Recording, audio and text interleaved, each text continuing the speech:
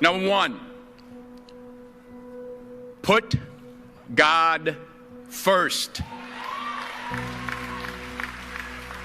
Put God first in everything you do.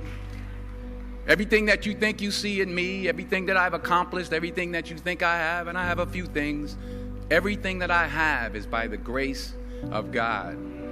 Understand that. It's a gift. 40 years ago, March 27th, 1975, it was 40 years ago, just this past March, I was flunking out of college. I had a 1.7 grade point average. I hope none of you can relate. I had a 1.7 grade point average. I was sitting in my mother's beauty shop. They still call it beauty shops now? What they call it now? Yeah, I was sitting in the beauty parlor. I was sitting in my mother's beauty parlor, and I'm looking in the mirror, and I see behind me this woman under the dryer. And every time she looked up, every time I looked up, she was looking at me, just looking me in the eye. And I didn't know who she was, and I said, she said, somebody give me a pen, give me a pencil. I have a prophecy. March 27, 1975. She said, boy, you are going to travel the world and speak to millions of people. Now, mind you, I flunked out of college. I'm thinking about joining the army. I didn't know what I was going to do, and she's telling me I'm going to travel the world and speak to millions of people. Well, I have traveled the world, and I have spoke to millions of people. But that's not the most important thing, the success that I had. The most important thing is that what she taught me and what she told me that day has stayed with me since. I've been protected. I've been directed. I've been corrected. I've kept God in my life and has kept me humble. I didn't always stick with him, but he always stuck with me.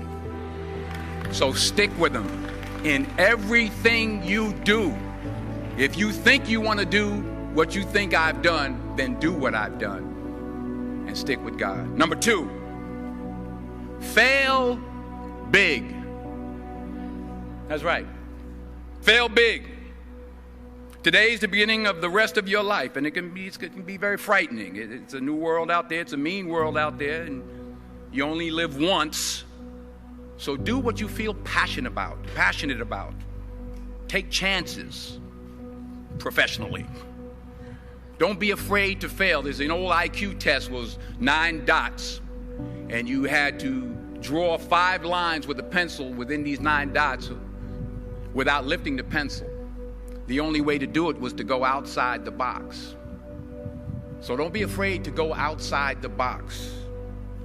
Don't be afraid to think outside the box. Don't be afraid to fail big, to dream big. But remember, dreams without goals are just dreams, and they ultimately fuel disappointment.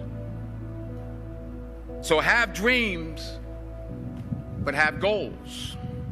Life goals, yearly goals, monthly goals, daily goals.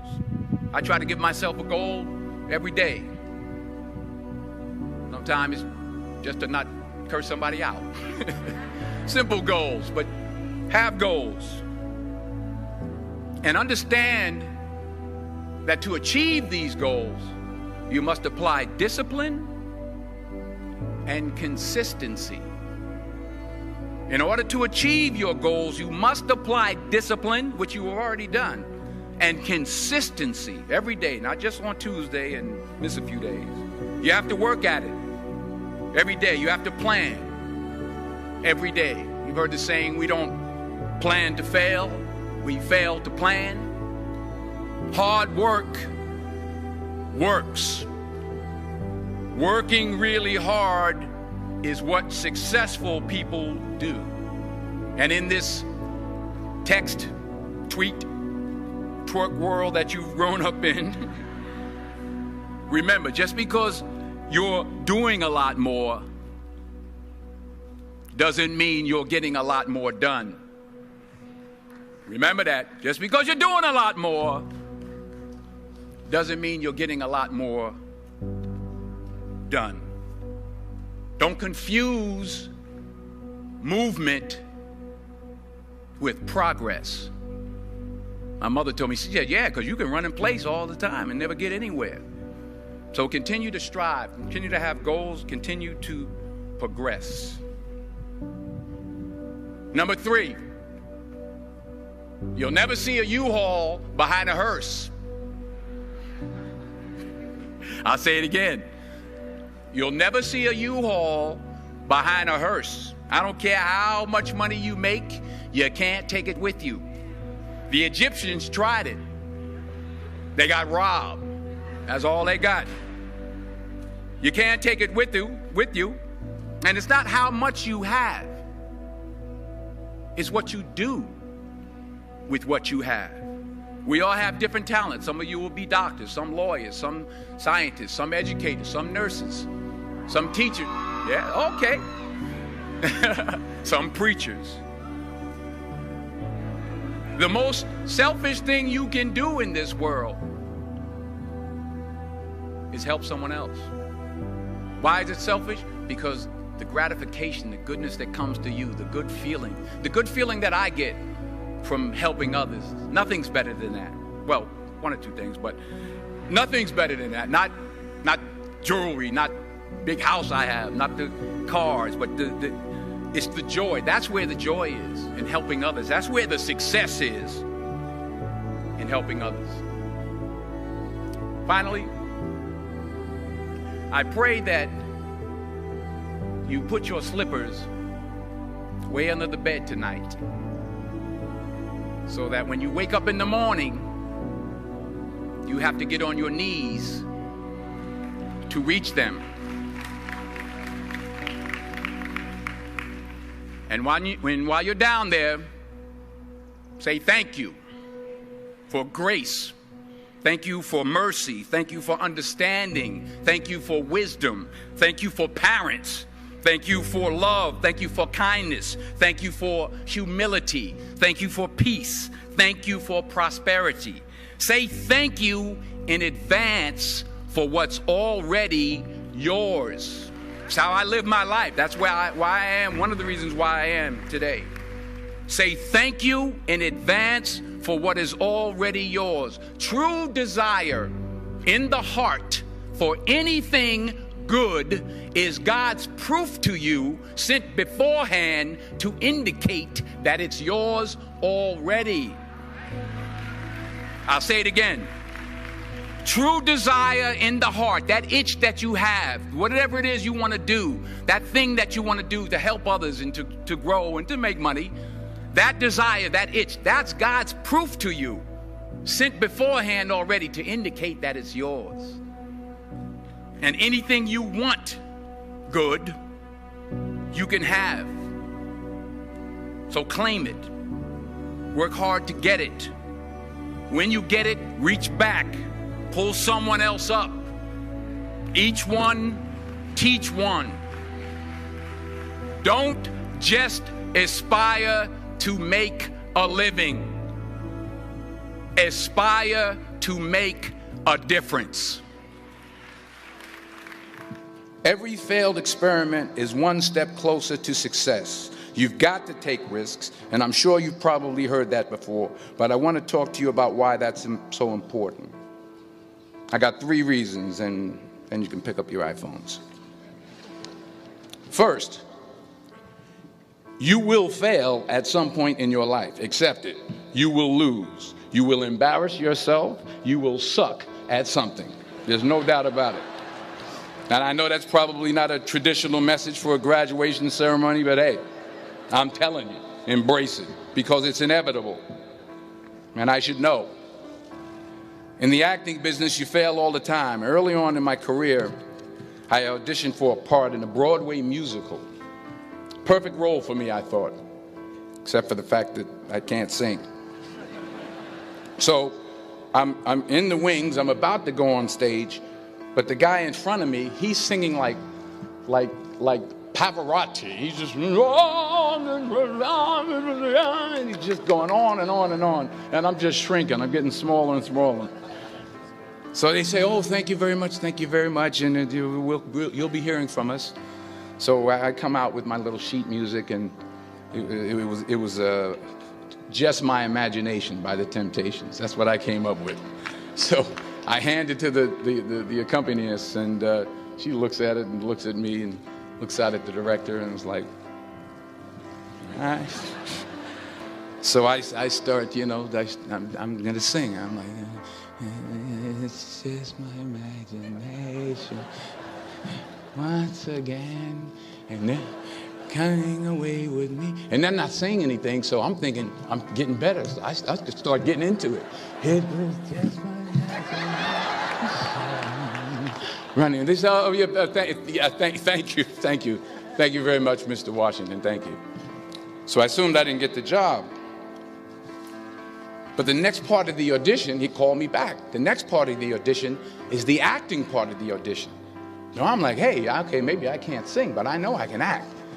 So they pair me with this guy, and again, I didn't know about musical theater.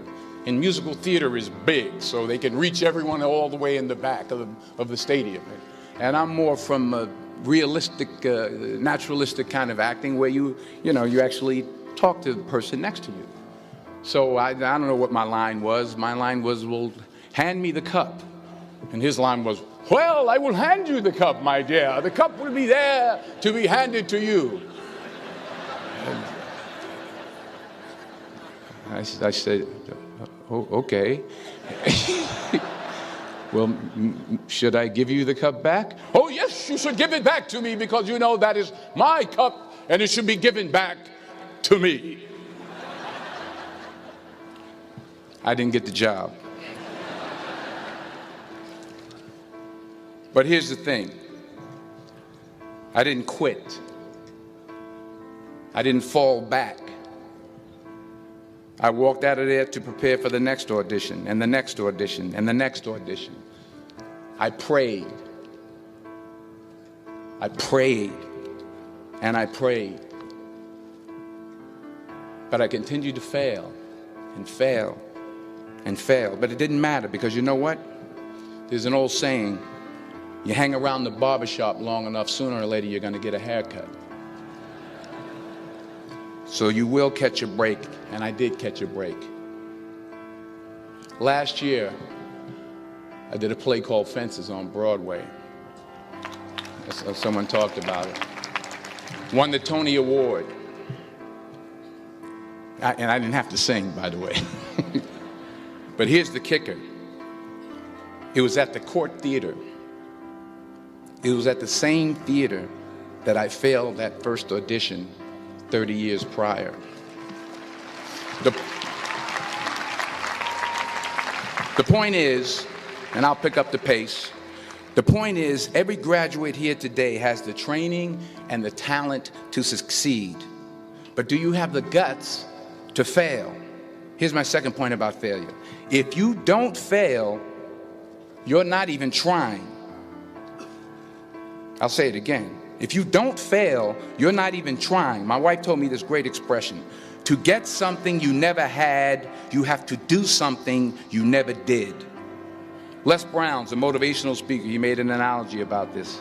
He says, imagine you're on your deathbed, and standing around your deathbed are the ghosts representing your unfulfilled potential. The ghost of the ideas you never acted on. The ghost of the talents you didn't use. And they're standing around your bed, angry, disappointed, and upset.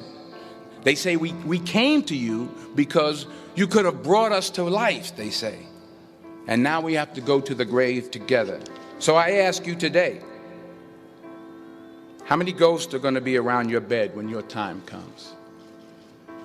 You've invested a lot in your education, and people have invested in you. And let me tell you, the world needs your talents, man, does it ever.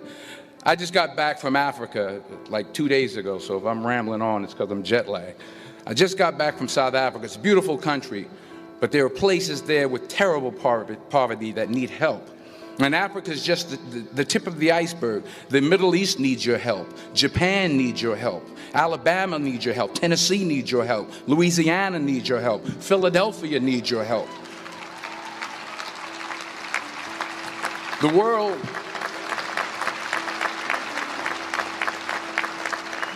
world needs a lot, and we need it from you. We really do. We need it from you young people. I mean, I'm not speaking for the rest of us up here, but I know I'm getting a little grayer.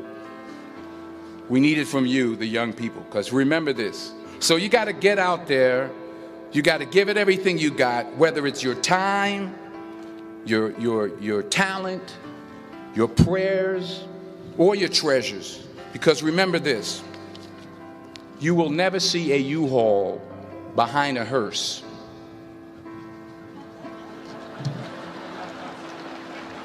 I'll say it again.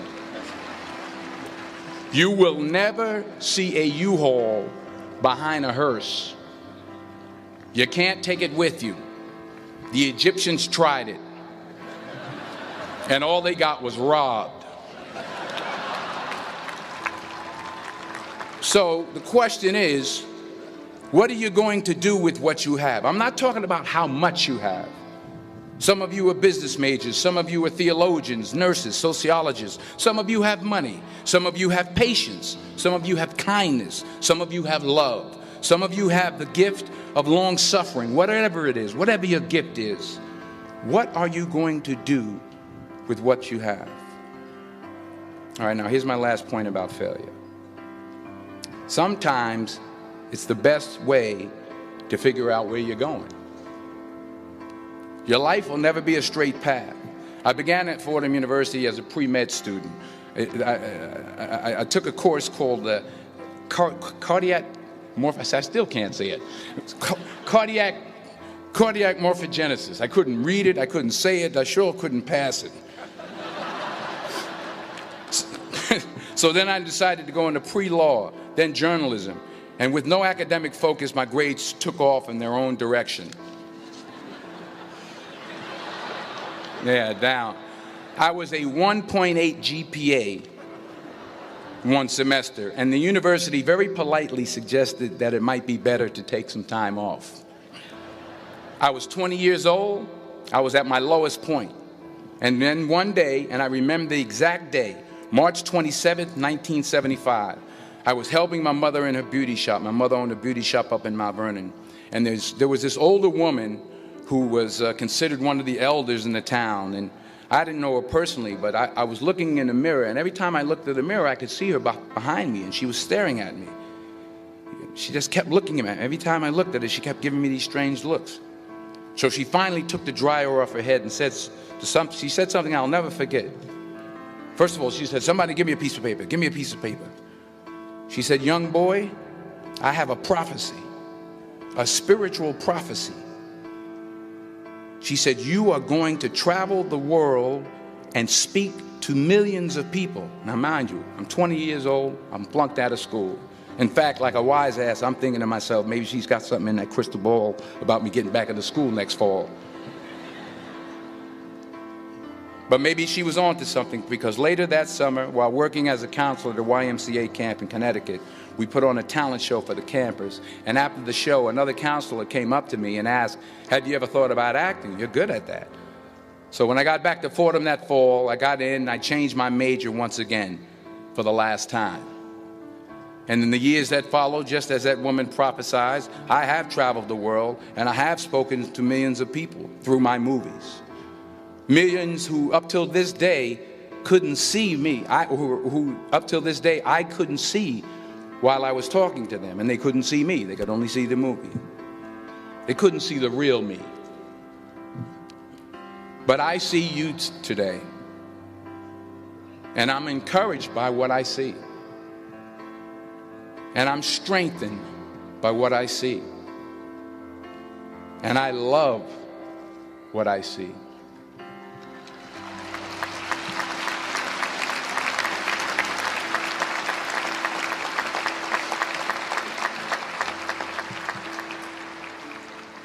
One more page, and I'll shut up. Let me conclude with this one final point, and actually the president kind of brought it up. It has to do with the movie Philadelphia. She stole my material. Many years ago, I did this movie called Philadelphia. We filmed some of the scenes right here on campus. Philadelphia came out in 1993. Most of you were probably still in diapers. Some of the professors, too. But that cracked me up. But it was a good movie. Rent it on, Netflix. It's a good movie. Rent it. I get 23 cents every time you rent it, please. Rent it. True. Parents up there, rent it. Netflix, please. Tell your friends too. It's about a man played by Tom Hanks who's fired from his law firm because he has AIDS. He wants to sue the firm, but no one's willing to represent him until a homophobic ambulance chaser lawyer, played by yours truly, takes on the case. In a way, if you watch the movie, you'll see everything I'm talking about today. You'll see what I mean about taking risk or being willing to fail. Because taking risk is not just about going for a job. It's also about knowing what you know and what you don't know. It's about being open to people and to ideas. In the course of the film, the character I play begins to take small steps, small risks. He very, very, very slowly begins to overcome his fears. And I feel ultimately his heart becomes flooded with love. And I can't think of a better message as we send you off today. To not only take risks, but to be open to life, to accept new views, and to be open to new opinions, to be willing to speak at a commencement at one of the best universities in the country, even though you're scared stiff. While it may be frightening, it will also be rewarding. Because the chances you take, the people you meet, the people you love, the faith that you have, that's what's going to define you. So members of the class of 2011, this is your mission. When you leave the friendly confines of Philly, never be discouraged, never hold back, give everything you got. And when you fall throughout life, and remember this, fall forward.